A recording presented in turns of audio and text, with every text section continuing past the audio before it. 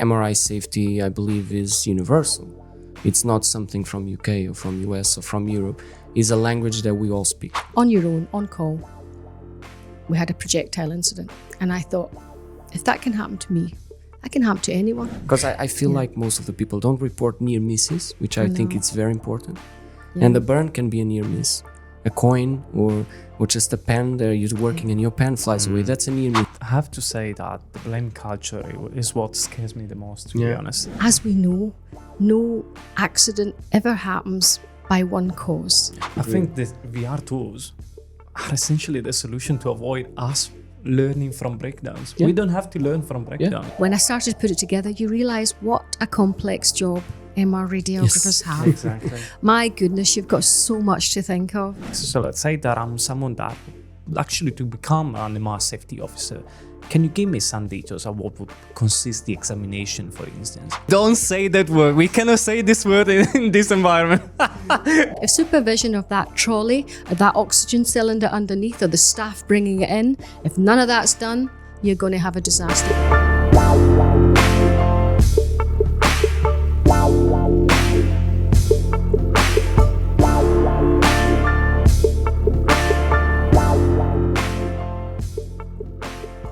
In terms of MR safety education, never seen enough, to be honest.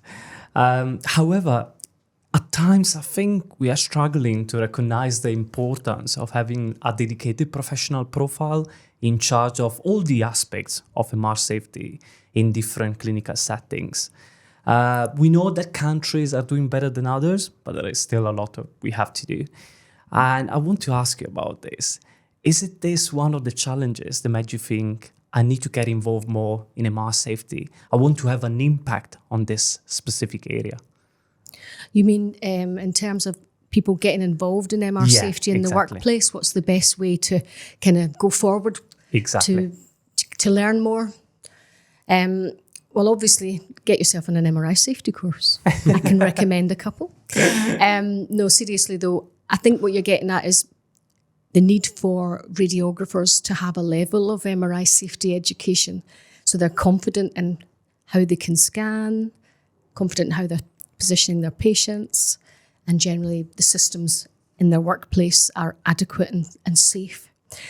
So how do you get more involved in MR safety? Well, you can read lots of books.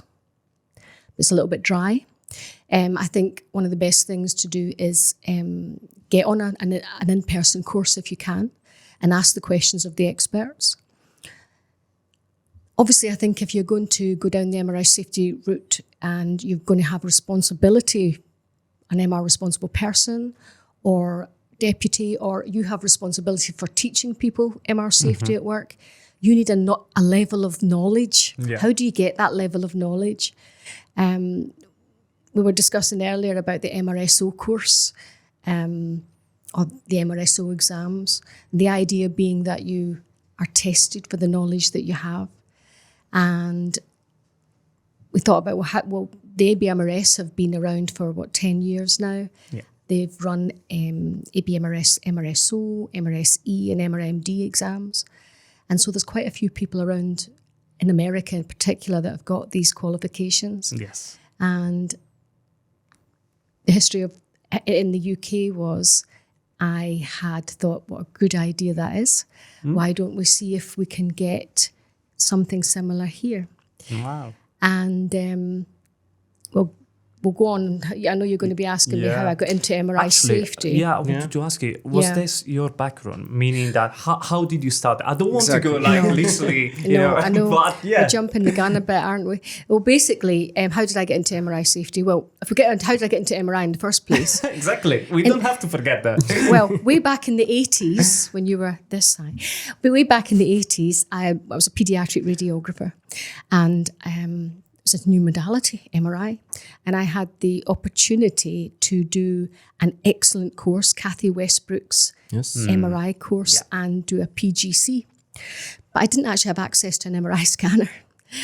But I still did the course and managed it, and it was an excellent course.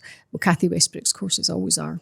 And after that, a few years later, I got into MRI. I moved jobs, and I worked on an MRI scanner. It was neuro. and interventional angiography and things like that, a bit of general. And then there was one evening, I was on my own, on call. And now bearing in mind, this is a time when very few people had any qualifications in MRI. And here I was, I had a qualification in MRI. Let alone in MRI safety, right? But I had not, Exactly. I knew about safety. Anyway, to cut a long story short, on your own, on call, we had a projectile incident. And I thought, if that can happen to me, that can happen to anyone. And it really focused my mind on the essentials of MRI safety and how do we get the systems in place? Because as we know, no accident ever happens by one cause. Yeah. There's no one, you can't blame a person when an accident happens because there's so many ways it could have... It's a domino effect, basically. Absolutely. Yeah. The design of the department, the way it's run, the staffing, various reasons. And it's never excuses that should be given. These are reasons why, if the design isn't right, if the education isn't right, if for various reasons you don't get everything right, there could be accidents, and there are incidents. So, move on a few years later, I'm superintendent in charge of a paediatric MRI and CT department. Very busy little department. A lot of general anaesthetic cases. And as we know, when you have staff in an MRI department where their role is not MRI focused, it can be general anaesthetic focused, but not particularly MRI focused because they're not in there all the time. You've got to have eyes on the back of your head. Yeah. And if the design of the department isn't great, again, it can cause issues. So we had a culture that if incidents happened, it was a no-blame culture. You owned up to the incident and we analysed the incident so it wouldn't happen again. But unfortunately, time and time again, we had an awful lot of projectile incidents, and it was usually by anaesthetic staff leaving things in their pockets. And they would go to the extent of getting them to pad down their pockets, and then they'd go out of the department, they'd come back in, they'd forgotten they'd put something in.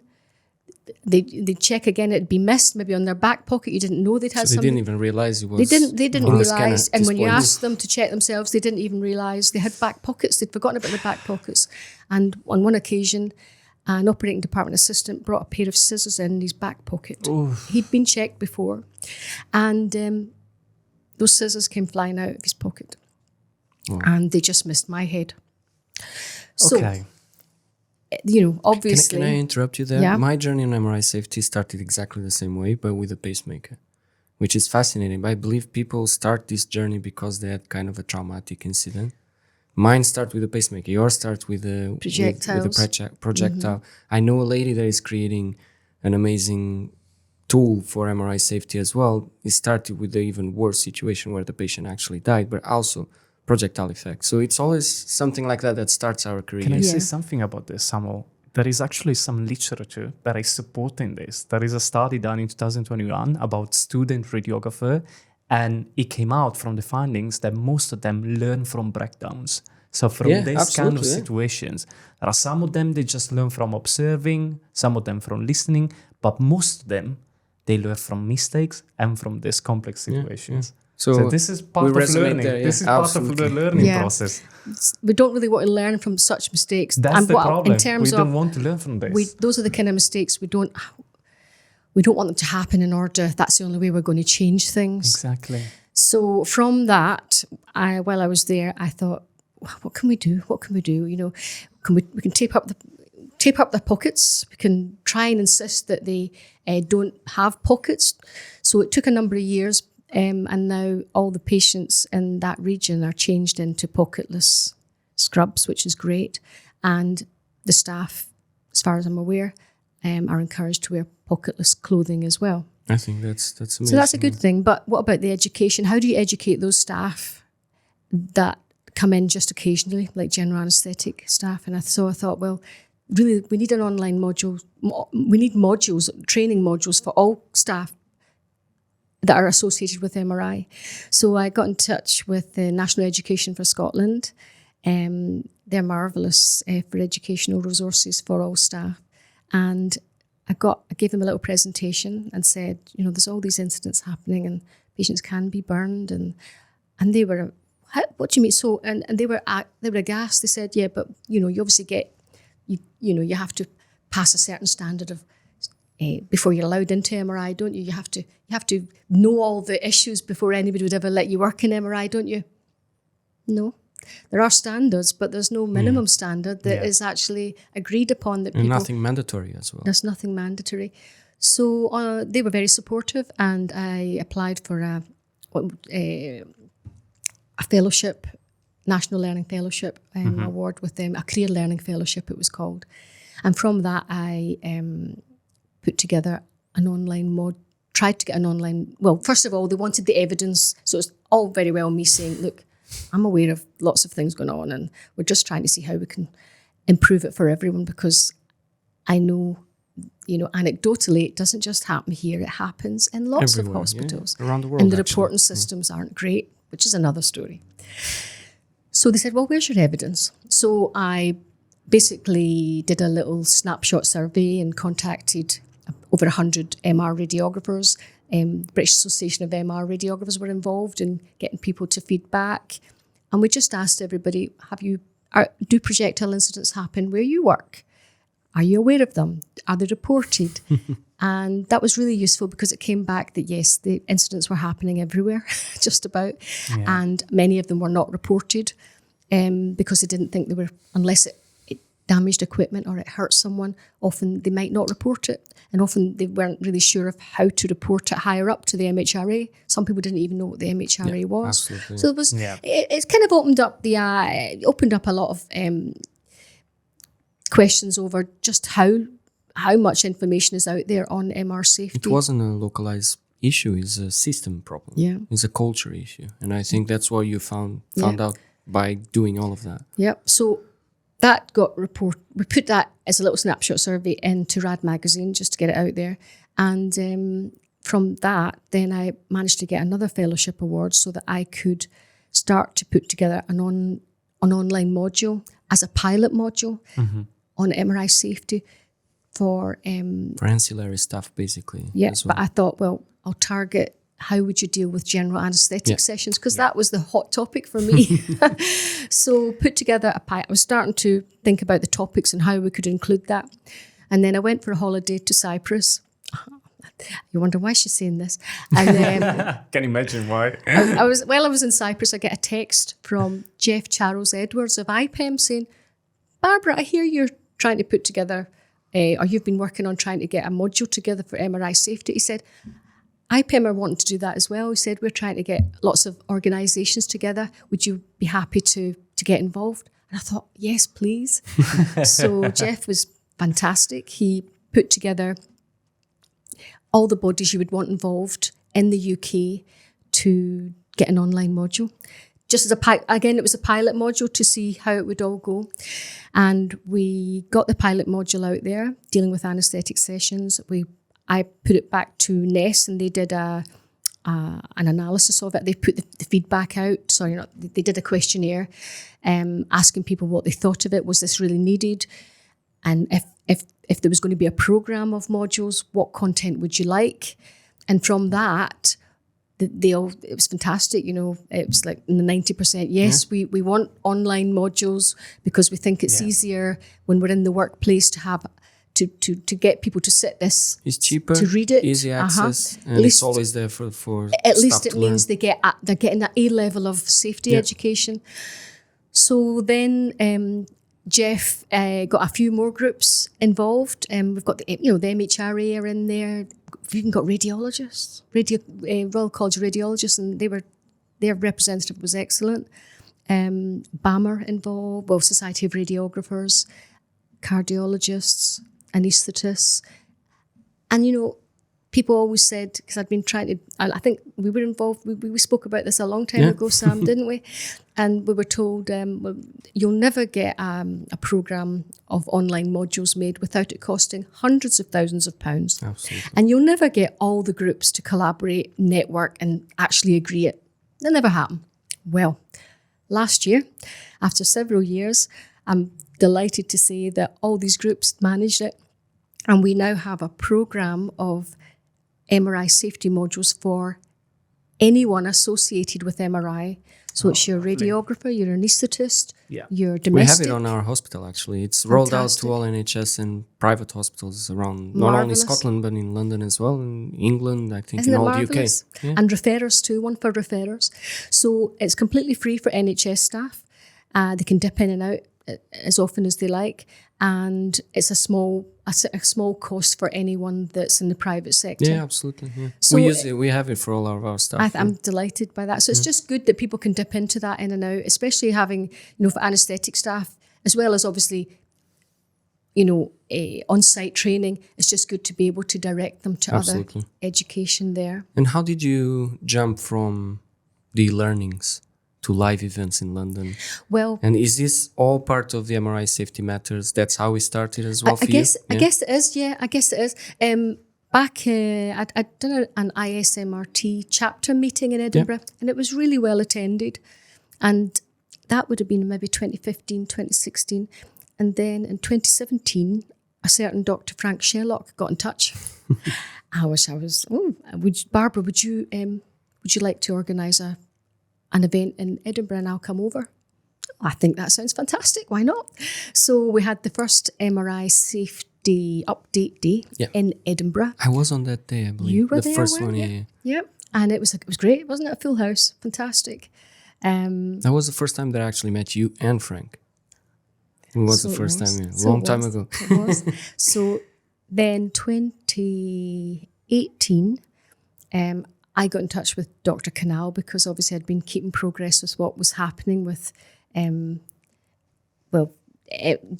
heard about this MRMD, MRSO course. I'd heard about it. And obviously Dr. 𝙈𝙆 and Dr. Frank Sherlock, they've written so much and done so much for the MR community.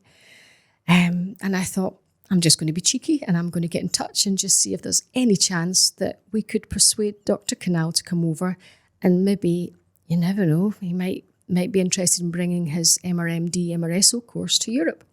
But let's not jump the gun here. Let's just see if he'll do a safety talk. And he was ever so kind and said he'd be delighted to come over. So we had spend the day with Dr. 𝙈𝙆. And that was in 2018. And then at that I said, was there any opportunity, do you think, that you'd ever come over with your course to Europe? And he never said anything, and I put the question out there. So that was kind of at the start of the start of the day. And then I was delighted at the end of it. He said to the audience, and I believe Barbara thinks that people would benefit if I brought the course over. So I'm going to say to you, Barbara, if you want to host it, I'll come over. And I thought, well, I've got to do it now. To do it now. This is the opportunity. So that was 2018. Then 2019, I brought the first European MRMD, MRSO course. Can we just step back? Because I know that we have a lot of students that are still approaching MRI. They are at very first, let's say they're putting the basis for their career. So they might ask, what are they talking about? Are they talking about MRSO, which is something is becoming more like important in the UK as well. Probably in the US, we might have a separate conversation. But would you mind just explain us a little bit more what is the current status of this kind of, let's call it, professional profile? What are the possibilities? And what is it? What is it? There you go. What is it? What is MR safety? What's the MRSO? Because people hear the acronym, but probably... right, yeah. So the idea of the MRSO, MR Safety Officer, is someone that would help with the MR safety concerns in a department. Now, we're very lucky in the UK because we have MRSEs, which are absolutely essential, I would say, absolutely essential for any department.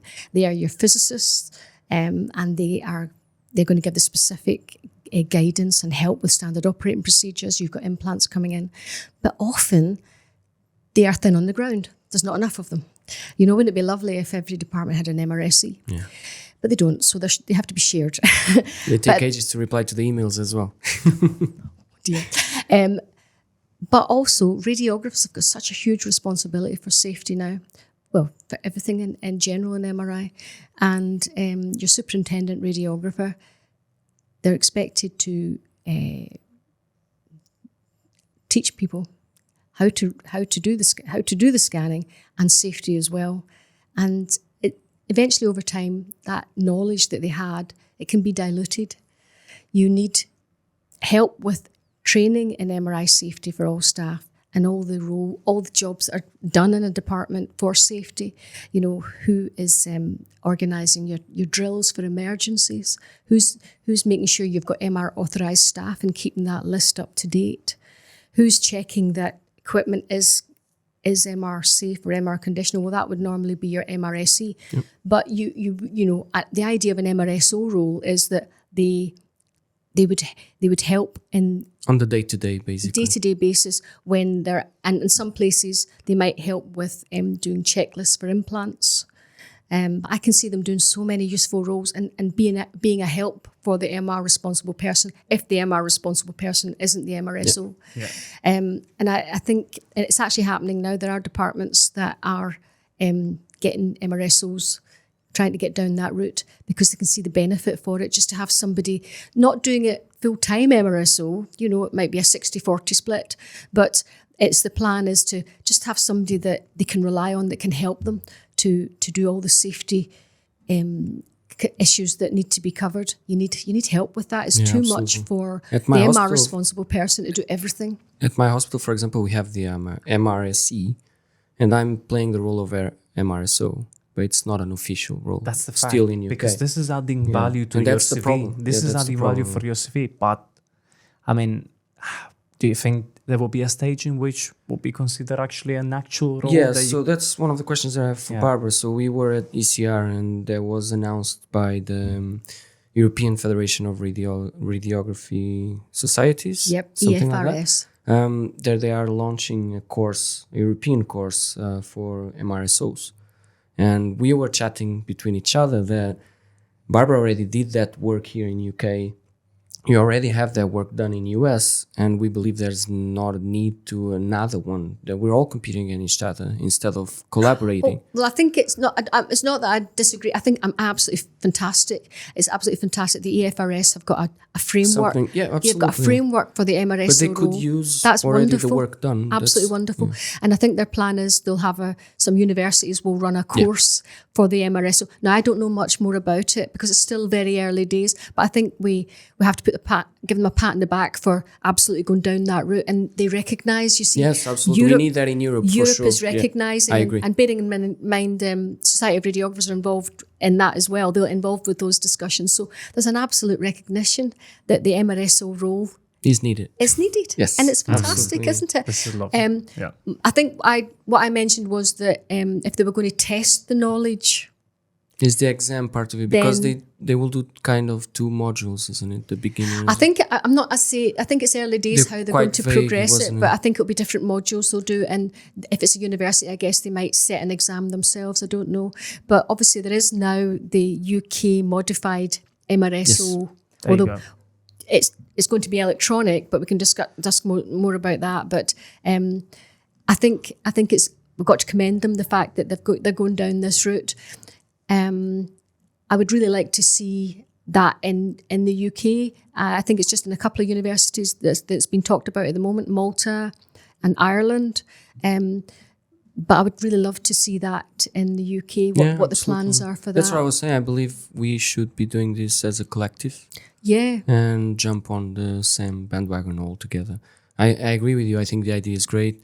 And the only thing I believe is coming a little bit late. It should be a little bit quicker, but it's hard to get these things on the ground, of course, and they're doing a massive job to bring that in. I think it's always quite complex. I agree with you that the fact that UK already has something would be extremely valuable to add to what they are trying to do as well.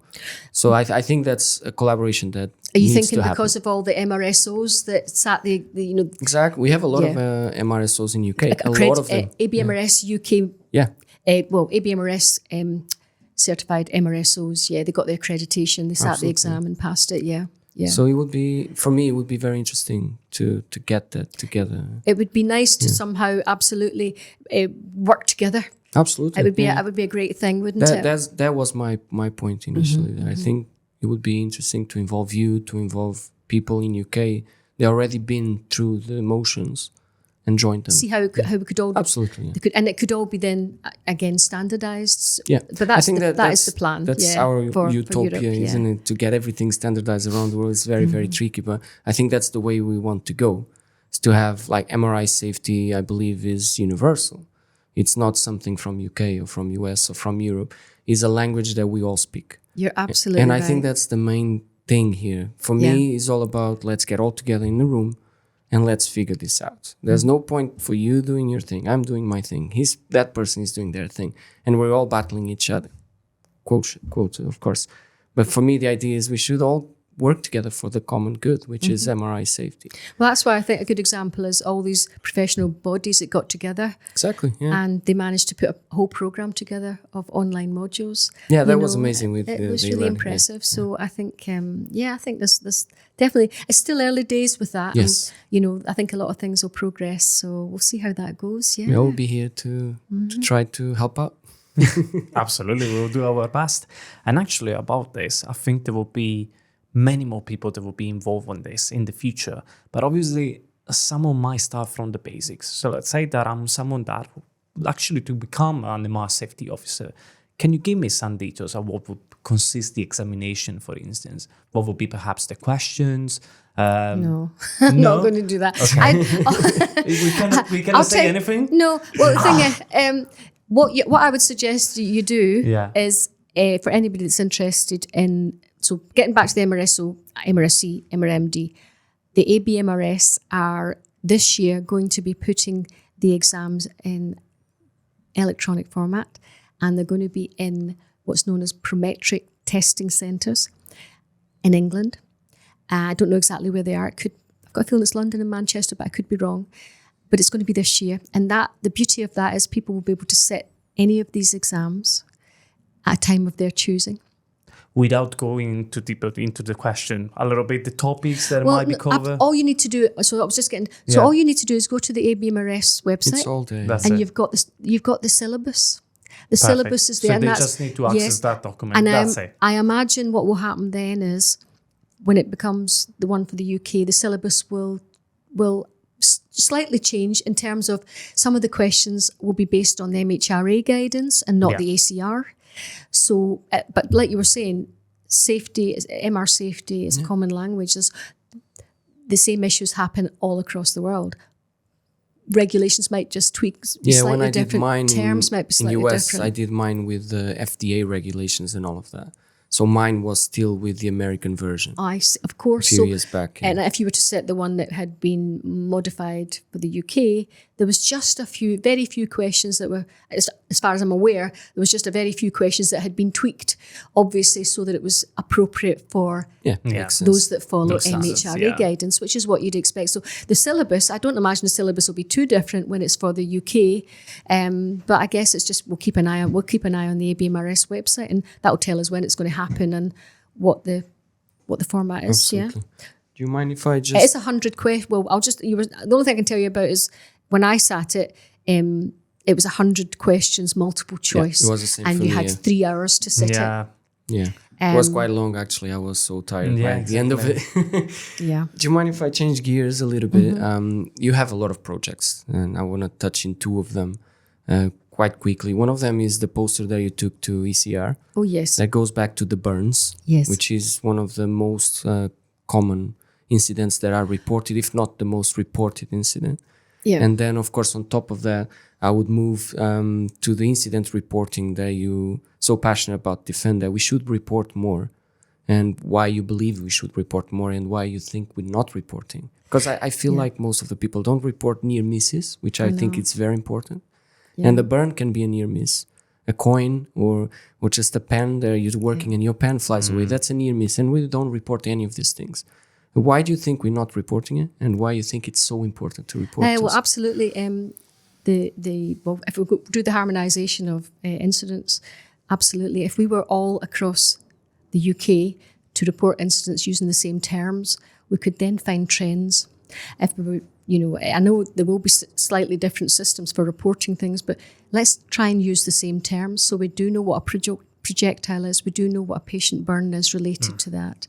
And so the idea was of I'd put a little table together with a lot of people. I mean, again, collaboration to try and see what words would you use to describe the types of incidents that occur. Terminology is very important. Yeah, so we had about 9 categories, and that we put that in a couple of articles, just in RAD magazine again, just to get it out there, what people thought of it.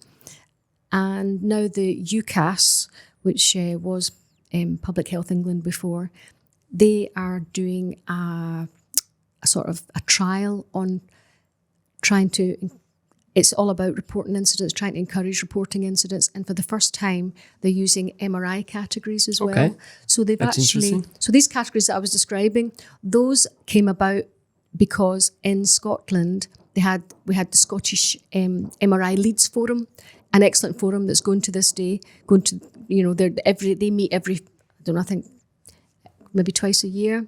And it's an excellent forum they have. And from when I was in that, we discussed how useful it would be if across Scotland we were using the same terms for reporting incidents. So we worked together with the people involved in the incident reporting managers, and they agreed what a simple idea that would be, and it would be useful for them. So they put together simple categories, and they've been so useful. One of the superintendents, actually, I was speaking to just about a month ago, and she was saying it's great when we have our meetings now. It's so easy for me to quickly see what incidents were caused by what, or I can go down, I can find the incident and investigate it easier, and I know that it was a projectile, or it was a hearing problem, or whatever it happened to be, and it's just made it much simpler for them to identify what incidents are occurring. So I think it would be really great if we could adopt some system where in MRI we recognise that this is the words we use when we see that type of incident has happened. I think 𝙈𝙍𝙎𝙬 just released CARE. Yes. It's like a platform where in US, of course, where everyone can report anonymously, of course. And you can report any incident. But my question is more like, I love psychology, so I think I go always to the psychology side of it.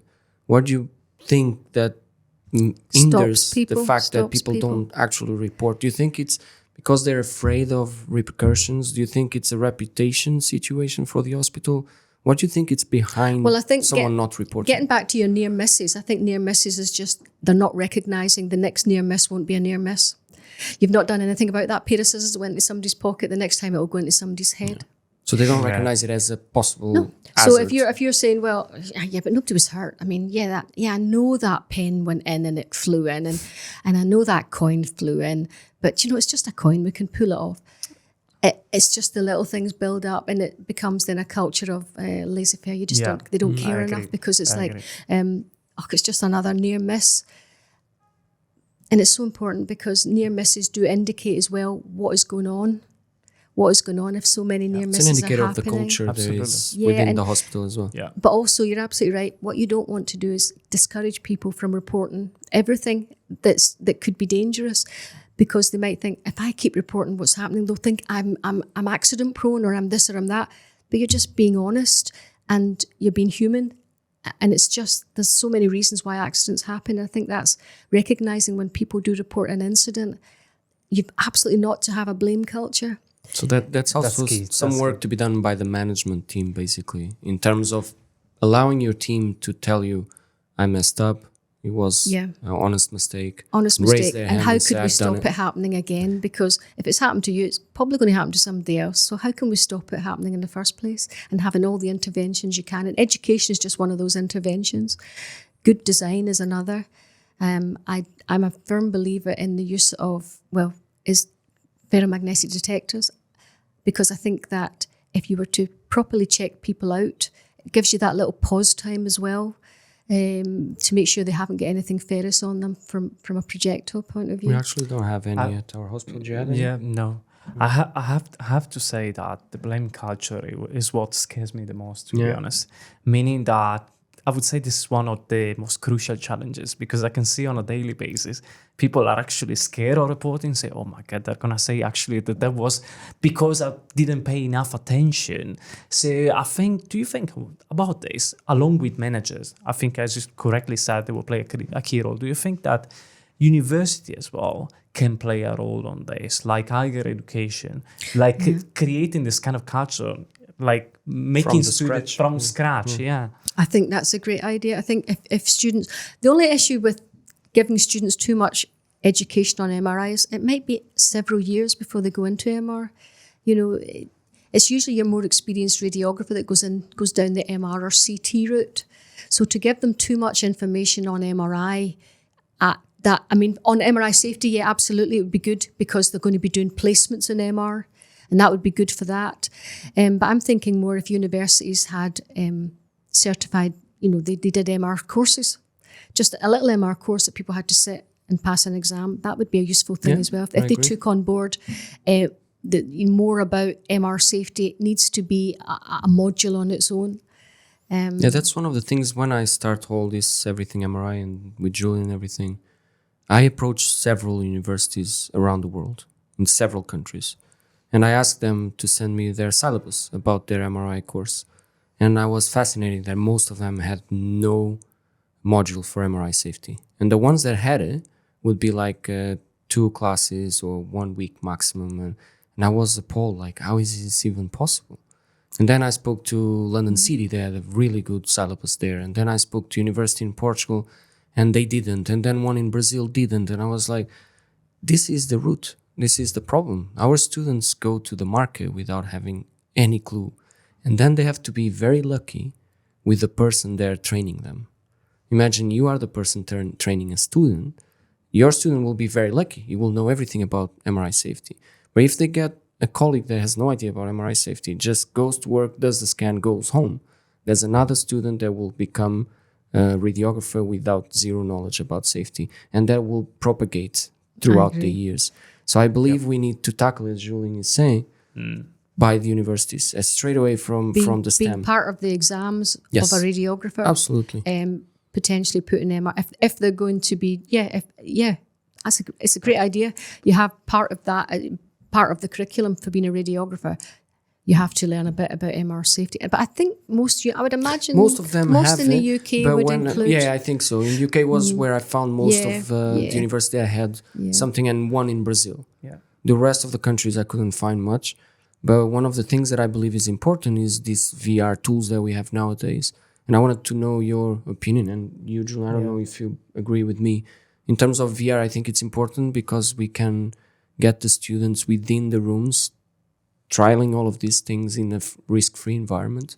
And I think those tools are extremely important because students go to these placements, but do they actually see any projectiles? Do they actually see any safety going on? Most of the sites don't have FMDs. They don't have anything. It's just the knowledge of the person sitting next to them. So I believe it's important from the universities to start putting that culture there that eventually will, like in osmosis kind of way, get everywhere. But that's my opinion. I don't know if you agree. I think the VR tools are essentially the solution to avoid us learning from breakdowns. We don't have to learn from breakdowns. I agree. I mean, this trend must be, in a way, cancelled, meaning that with this kind of technology, with the technologies that we have available, we can practice this kind of scenarios in a safe setting. We don't have to have an incident to happen to learn from that. Absolutely. Essentially. Yeah, I agree. I think having virtual reality to do that for students would be incredible. I know there's quite a few companies doing that already here in UK as well. Well, actually, at my November 9th event at the Royal College of Physicians in London, the MR Safety Update Day, we have got a radiographer speaking on virtual reality simulation series. So very good. For MR safety. We'll give so you 5 minutes at the end where you can just promote the event. I hope to be able to attend as well, but we want you to talk about those events because I think it's important that everyone is aware of them. And touching on that, I think we need to talk about what we have here on the table as well. So I don't know if you want to explain to us where this came from and what is it and what's the aims of it. You might remember last year I had seen on LinkedIn this chap, 𝙈𝙍𝙎𝙬𝙗, who had put out a notebook, MRI operator notebook. And I thought, what a great idea. It's simple, what can we put in a notebook for MR practitioners, really? So I got in touch with Alex and I said, can I have a look at your notebook? And he very kindly sent it to me, and so I fed back what I thought would be good additional content for it. And then I thought more about it, and he was delighted with that. And I said, do you know, I run an MRI Safety Update Day. I said, I would love to try and create something like this for the UK. Just to see how it would go down, what content could we put in that we think would be useful. I said, would you like to collaborate? And I'll get the reviewers, got plenty of reviewers with, a lot of contacts. I said, and we'll try and put content together and just see what we think would be useful for MR radiographers in the workplace.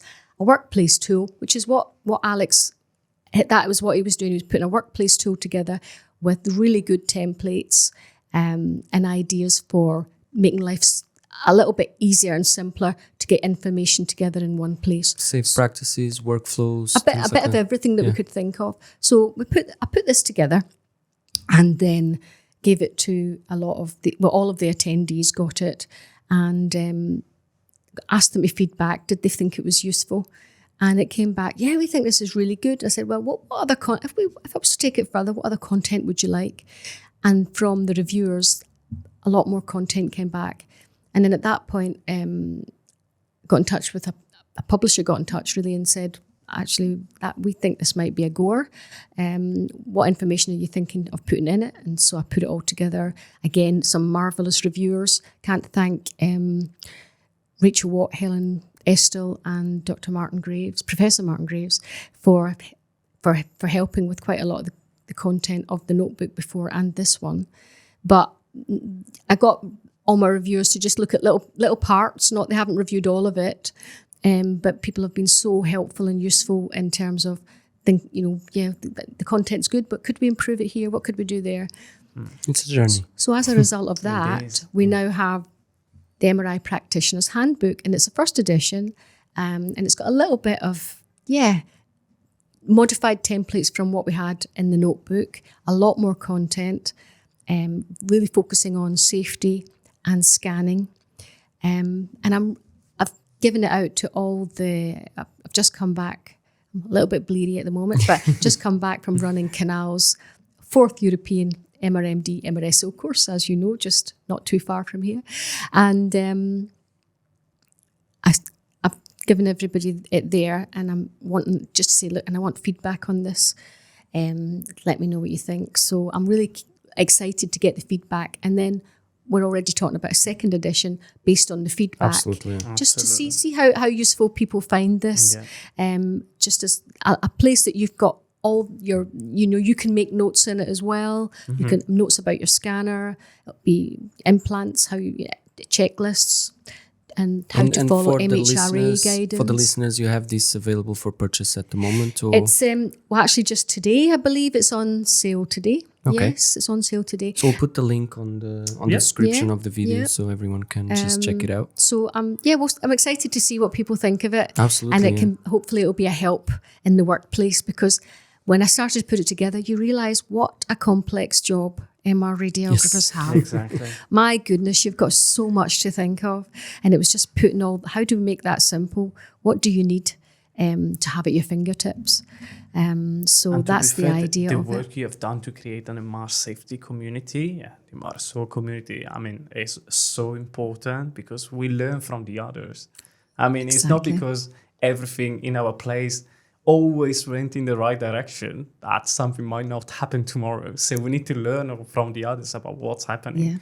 And Canal's course, we had it was tremendous, but we had people from all over the world. Yeah. And the buzz there when everybody was chatting, the radiographers, radiologists, physicists, not many radiologists, but we had a couple, But anyway, the chat there was, we've all got the same issues. Yeah, we've all got the same issues. In some countries, much worse off than us. But they all agreed, we need to know this education. So they've all gone away from Canal's course saying, really fired up to deal with the challenges of MRI safety when they go to their workplace, really geared up to go back and try and make a difference in their workplace. It's been phenomenal, the feedback. But Canal's courses are like that because he's such a phenomenal teacher. He teaches in such a simple way, you don't even know you're really learning sometimes. I think the character is the the aura around him, is the way he captivates you when he talks about something so complex. He makes it look so easy, and you just like to listen to him. It's just so easy to listen to what he has to say. So I always recommend all my colleagues and friends that like MRI go to Barbara's course, because it's the best thing. Canal's course. I'll you host organize it. I'll host it. You organize it. We have to give you the credit to Can I organize say it. something? The combination of you two. Works perfectly. Especially because at the MRI Safety Forum, the one we had last year, with you, Canal, Tobias, Bill Faulkner, and Doug Boyd, we had a combination of speakers, but with you two, I mean, when you get to the conversation, I was like, wow. Well, listen, it's all kudos to you two for setting it up, and this as well. You're pioneers. I think the word here that I will take from our conversation today is collaboration. Yeah. I think that's the message that I want to put out there as well. It's a beautiful word, collaboration. And I believe it's the best thing that we can take out of everything that we've been doing together is the fact this book, your courses, our courses, we're all collaborating with each other with the same goal, which is improve our community and improve the way we're doing things. And you're absolutely right. It's a nail in the head.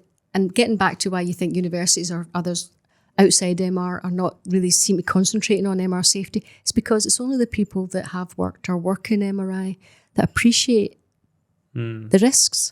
The people on the ground that have, that are associated with it, working with it, they've got that experience and passion. As you said, getting back to it can often be an incident that makes you think, oh, we need to do something. But everybody that works in MRI, they're the ones that really understand the risks. We normally left out, for example, when you were talking about designing a new clinic or designing a hospital, designing your MRI suit. Normally the boots on the ground are left out. And I believe that's also an issue. Like the radiographers are never consulted about it. Well, that depends on who's... Of course, it depends on the hospital and who's managing. Yeah, but even if you get the best design, Sam, you can get the best design, right? If supervision of that scan room door is not done, it's a collective of things. If supervision of the staff allowed into that controlled access area isn't done properly, if supervision of that trolley or that oxygen cylinder underneath or the staff bringing it in, if none of that's done, you're going to have a disaster. So you're absolutely right. Design, perfect. Let's get the design perfect. But let's get the supervision of staff, the education of staff. And it's a balance like every MRI itself. We're kind of having to self-regulate. I feel in MRI, radiographers are kind of almost self-regulating themselves. This is very nice. Nothing's mandated. So little is mandated. That will be the thumbnail for our podcast, because I believe it's true as well. It's nice. Unfortunately, that's the way we go. We kind of self-regulate everything that we're doing, and as Manny says, we're not just a radiographer that is doing the exam. We're talking to the patient. We're overseeing safety of the patient, ourselves and our colleagues. We're doing the scan. We have to know physics. We have to do the admin, pick up the phone, book patients. So at the end of the day, we're not just what people say, pushing buttons. We're doing so many things at the same time. There, of course, some things will be missed, and we have to take that into consideration. And I think the fact that there's such a backlog of patients waiting for scans, there's never going to be a quiet MRI scanner out there. It's busy, and speed causes accidents as well. Sam, I think I will cut the snippet of you explaining the task of a radiographer and show it to my housemate. Sometimes he asks me, but do you just push buttons? And I was thinking, this is the perfect explanation. We do this, we do that. Thank you. That was very helpful. I think it's a mammoth task that we do. And mammoth, I believe Manny nailed perfectly well when he said that.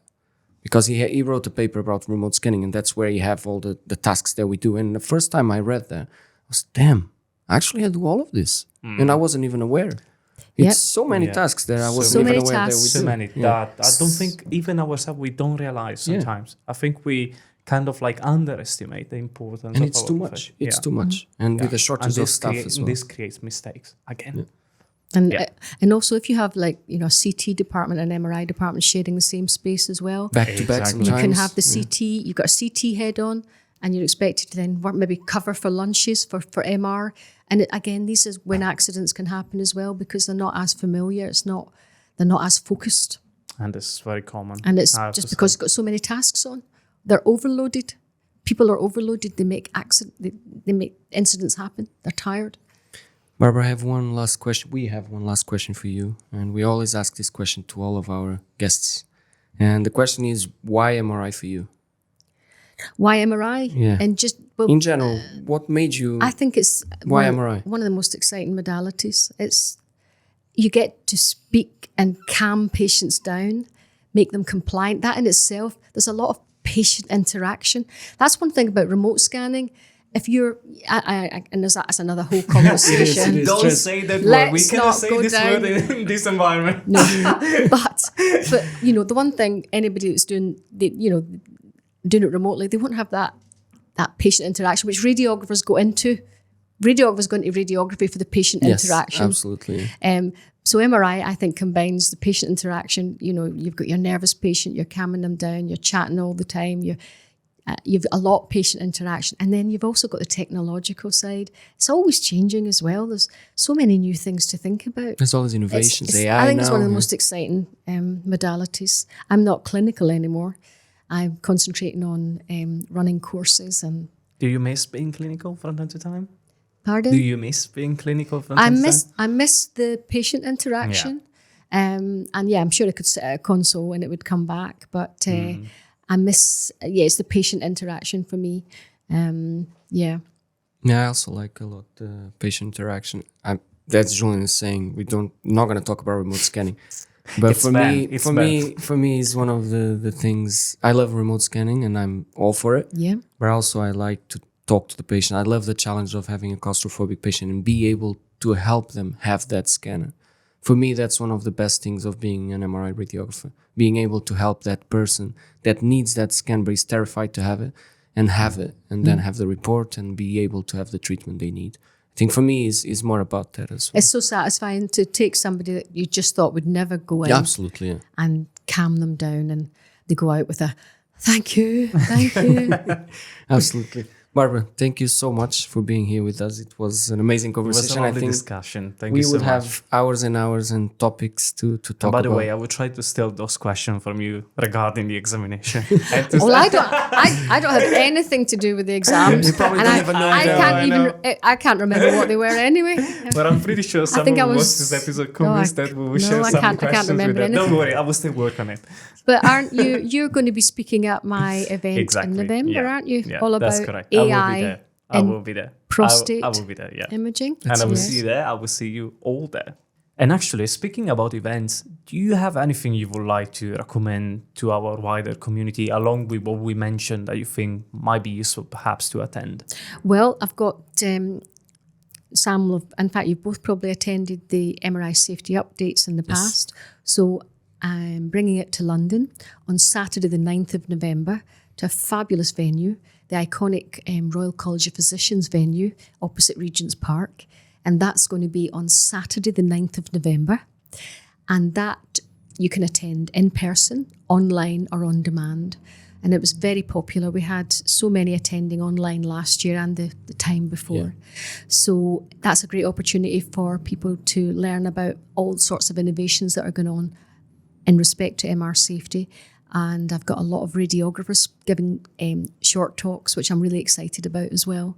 So I'd highly recommend that. And then I'm delighted to say that I'm bringing back Canal's.